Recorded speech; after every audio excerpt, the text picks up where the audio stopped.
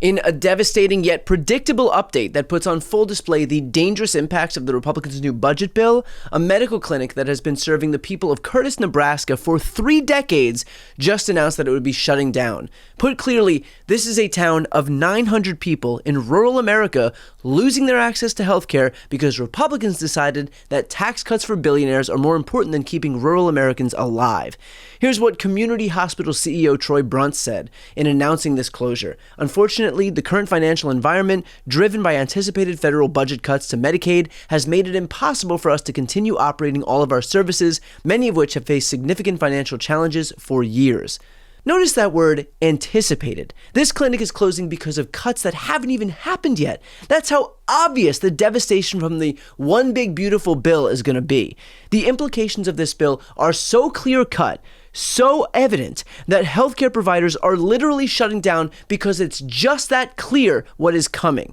So when Republicans try and claim that healthcare won't be touched, when hospitals are already shuttering, it makes that lie a lot more difficult to prop up. Granted, that won't mean the lies will stop. Here's just a small sampling of what it sounds like. No, we're not going to be playing with Medicaid. Only waste, fraud, and abuse. Americans could lose the Democrats have it wrong. Promise? Yeah, waste, fraud, and abuse. We're not cutting Medicaid. There's no cuts to Medicaid. There's simply restrictions in the growth of Medicaid over the next decade. This bill strengthens Medicaid. It will protect those benefits that hardworking Americans need, and that's why the president wants this bill to pass. Let me be crystal clear about what absolute bullshit that is. We've seen numerous estimates which show that as many as 17 million people would become uninsured by 2034 as the direct result of this bill. The American Hospital Association says that these are the largest Medicaid cuts ever proposed by Congress, totaling over $1 trillion. Rural hospitals would lose 21 cents out of every dollar they receive in Medicaid funding, leading to the closure of more than 300 rural hospitals, in addition to the one that's already closing in Nebraska. So when Republicans tell you that they're not cutting Medicaid, they are lying to your face. When they tell you that rural hospitals will be fine, they are lying to your face. When they say that this bill protects healthcare, they are lying to your face. In fact, here's another rural hospital CEO, this one from that big blue bastion of Louisiana, explaining the implications of these cuts. So what do these Medicaid cuts that we're learning more about that's working its way through Washington, what do these Medicaid cuts mean for Hood Memorial? So ultimately, I want to back up a little bit. Prior to 2016, we did not have Medicaid expansion in Louisiana. Governor Edwards, that was his first official act when he signed into executive order Medicaid expansion. That act alone saved a lot of rural hospitals. And since that time, since Medicaid expansion has been brought forward in Louisiana, we've not had any rural hospitals close. So what this has done is has allowed us to invest in additional services for our communities, invest in additional new equipment, replace aging equipment. Most rural hospitals are operating in buildings that were built in the 50s through the 70s. So there's a lot of capital improvements that need to be made. Well, if these cuts go into effect, we're still legally required to provide care to our citizens, but ultimately we will be providing that care with little to no reimbursement, and that will set us back 10 years, and then eventually put us on a course to where it's very, very difficult, if not impossible, for us to offer new services or reinvest in our facility and provide additional services to our patients. It's just going to make it impossible to do. And what's even worse is that researchers from the University of North Carolina found that of the more than 300 rural hospitals that are at risk of closure because of these cuts, many of them are in Kentucky, Louisiana, and Oklahoma. Again, not exactly big blue bastions. We are talking about entire communities, largely in red areas, losing access to emergency care, maternal services, mental health treatment. Now, Republicans will tell you that they've included $50 billion for rural hospitals in their bill to cushion the blow. But let's do some basic math here. They are cutting over $1 trillion from Medicaid and throwing rural hospitals $50 billion as a consolation prize? That's like setting somebody's house on fire, but then also offering them a garden hose. Multiple Republican senators, including Josh Hawley, Tom Tillis, and Susan Collins, have all said that $50 billion is not nearly enough. Even Republicans think their own plan is inadequate. Of course, that's clearly not enough to prevent them from actually voting for the thing, which they gladly did, meaning they know full well the consequences, and yet we're totally fine with perpetuating them.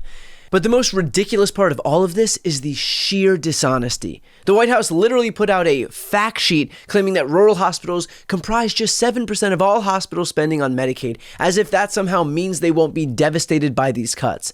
That's like saying, don't worry about that small percentage of hospitals going out of business, it's only the ones that are keeping rural America alive. And that's a point that I discussed with Pod Save America's Tommy Vitor. You have people like Lisa Murkowski who are trying to applaud the fact that she was able to make this bill less terrible by saying, okay, well, we were able to raise the rural hospital fund from $25 billion to $50 billion.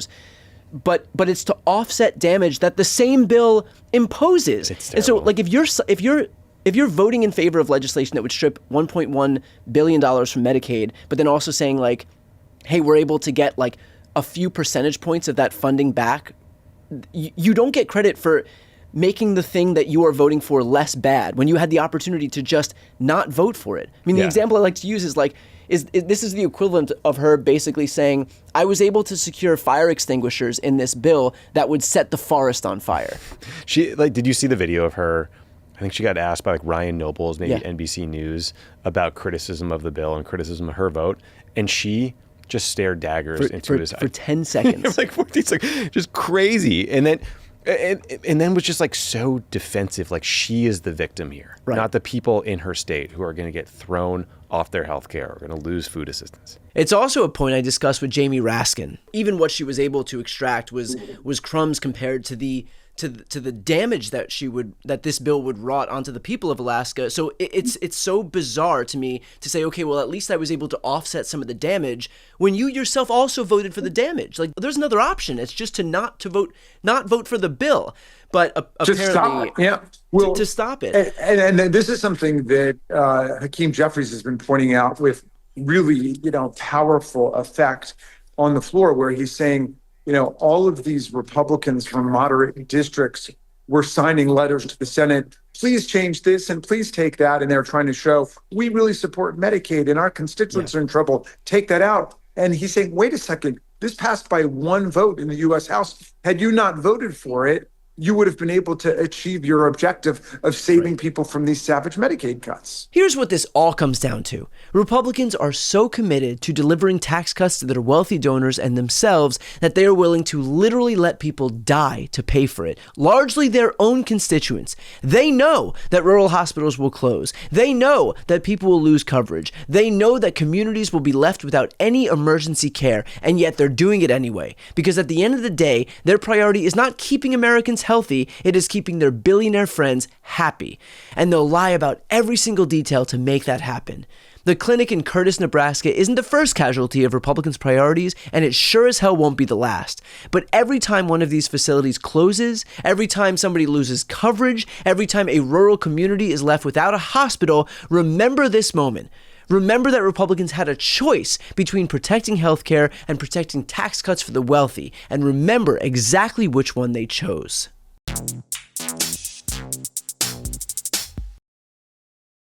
Before you go, if you enjoyed this content and you want to see more and support independent media, please subscribe to this channel. The subscribe button will be right here on the screen.